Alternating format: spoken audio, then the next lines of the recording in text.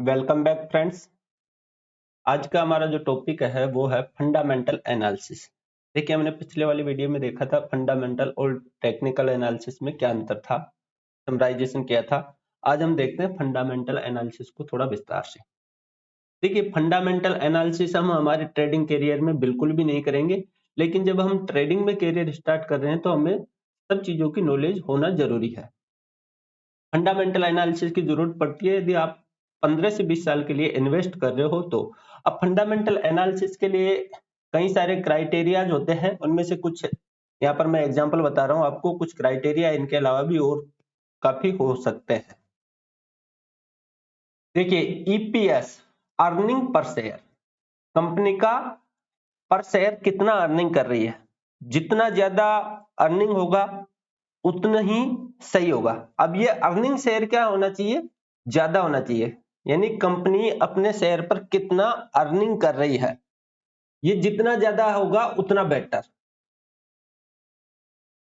Earning per share जितना अधिक होगा उतना ही बेटर रहती है वो कंपनी, उतना better.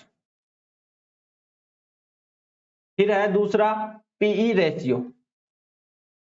PE ratio, price to earning ratio, अर्थात प्राइस टू अर्निंग रेशियो का मतलब यह है कि हमें 1 रुपया अर्न करने के लिए कितने देने होंगे, हमें 1 रुपया अर्न करने के लिए कितने देने होंगे। सपोज कंपनी का जो प्रॉफिट है वो है 100 रुपया और कंपनी की प्राइस है 1000, तो अब हमें 1 रुपया प्रॉफिट अर्न करने के लिए कितना देना होगा। यदि हम इनको निकालते हैं, 1000 को 100 से डिवाइड करते हैं तो 10 रुपए, यानी हम 10 रुपए, 1 रुपया कमाने के लिए 10 रुपए हमें देने होंगे। सपोज ये कंपनी का प्राइस है 2000 और प्रॉफिट है 100, तो यहां पर होता है 20। अब बताइए, आप 1 रुपया कमाने के लिए 10 रुपया दोगे वो ज्यादा बेस्ट है या 20 रुपया दोगे जो ज्यादा बेस्ट है। तो सबसे बेस्ट क्या है, 10 रुपया दोगे जो, अर्थात पीई रेशियो जितना कम उतना ही बेटर। पीई रेशियो जितना कम होगा उतना बेटर होगा, यानी पी रेशियो कम होना चाहिए। पी रेशियो क्या होना चाहिए, कम होना चाहिए। अब ये कितना होना चाहिए, पी रेशियो 10 से लेकर के 20 के बीच में होना चाहिए। पी रेशियो यदि आप किसी कंपनी का फंडामेंटल एनालिसिस कर रहे हो तो पी रेशियो 10 के बीच में होना चाहिए। ईपीएस, अर्निंग पर शेयर जितना अधिक होगा उतना बेटर है। फिर देखिए dividend pay out ratio. Dividend pay आई रेशियो, सपोज कंपनी का प्रॉफिट है मान लीजिए 1000, डिविडेंड पे आउट रेशियो क्या होता है, सपोज कंपनी का जो प्रॉफिट है कितना 1000, अब 1000 में से कंपनी क्या कर रही है, 500 रुपए आपको दे रही है, बाकी 500 री इन्वेस्ट कर रही है। 1000 कंपनी का प्रॉफिट हुआ, 500 अपने शेयर होल्डर्स को दे रही है, बाकी री इन्वेस्ट कर रही है। या फिर देखिए, अब ये यहां पर 500 दे रही है, अब जब कंपनी का 1000 का प्रॉफिट है उसमें से मान लीजिए सपोज 800 दे रही है, तो अब बताइए आप जो शेयर होल्डर्स है उनको ज्यादा प्रॉफिट इसमें मिल रहा है या इसमें मिल रहा है। ऑब्वियसली सी बात है कि 800 दे रही है उसमें मिल रहा है। तो डिविडेंड पे आउट रेशियो कितना होना चाहिए, 70 से 75 के बीच में होना चाहिए। 70 से 75 के बीच में यदि पे out ratio, dividend pay out ratio, तो बेटर है। ग्रोथ इन प्रॉफिट, कंपनी का पिछला जो टाइम है उसमें प्रॉफिट कितना हुआ है, पिछले टाइम के कंपैरिजन में कितना प्रॉफिट हुआ है। ग्रोथ इन सेल्स, सेल में कितना ग्रोथ हुआ है, या फिर दोनों का मिलाकर के प्रॉफिट, सेल्स के अकॉर्डिंग प्रॉफिट हुआ है या नहीं है, ये चीजें देखनी होती है। और सबसे इंपॉर्टेंट बात है डायरेक्टर ऑफ कंपनी, जो कंपनी का डायरेक्टर है उसका पिछला यदि हम चेक करते हैं तो क्या है। सपोज मान लीजिए टाटा, टाटा कंपनी है, रिलायंस कंपनी है, और भी कोई मान लीजिए टाटा कंपनी है। अब इसका डायरेक्टर है मिस्टर ए, टाटा का डायरेक्टर कौन है, मिस्टर ए। अब यदि मिस्टर ए कोई दूसरी कंपनी स्टार्ट करता है तो अब ये जाहिर सी बात है कि यदि दूसरी कंपनी स्टार्ट करेगा तो उसको ये अच्छे से चला पाएगा, क्योंकि टाटा कंपनी को इन्होंने अच्छे से चलाया है, टाटा कंपनी में अच्छी ग्रोथ की है, तो इनके पास एक्सपीरियंस है, वो सारी चीजें अवेलेबल है जो यकीन यदि नई कंपनी चला रहे हैं तो उसको अच्छे से चला सकते हैं। तो कंपनी के डायरेक्टर्स को देखना महत्वपूर्ण है, क्योंकि डायरेक्टर के पास काबिलियत है या नहीं है।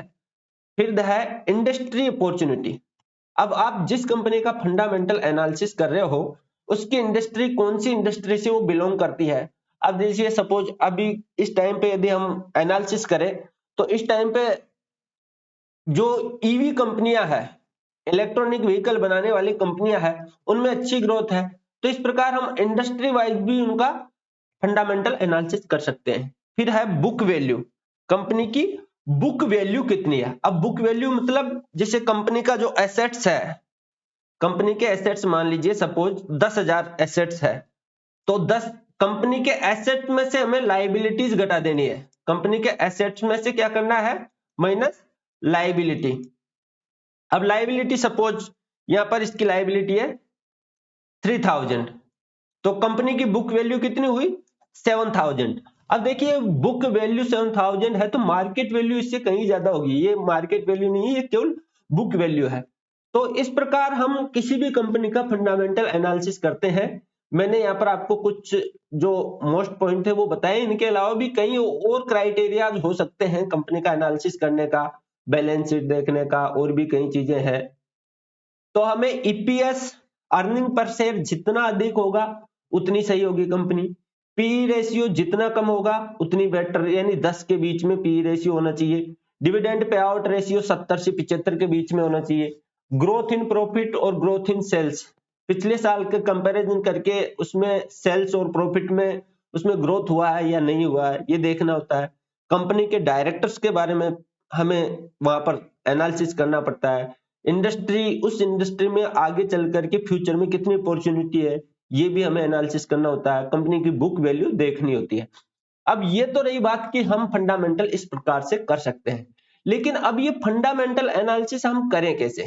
फंडामेंटल एनालिसिस करने के लिए हमें क्या करना पड़ेगा, मैं आपको एक, अब आपके बीच में डाउट आ रहा होगा मन में कि सर हम ये कहां से करें, ये पी रेशियो कहां से देखे, अर्निंग पर शेयर कहां से देखे, डिविडेंड पे आउट रेशियो कहां से देखे।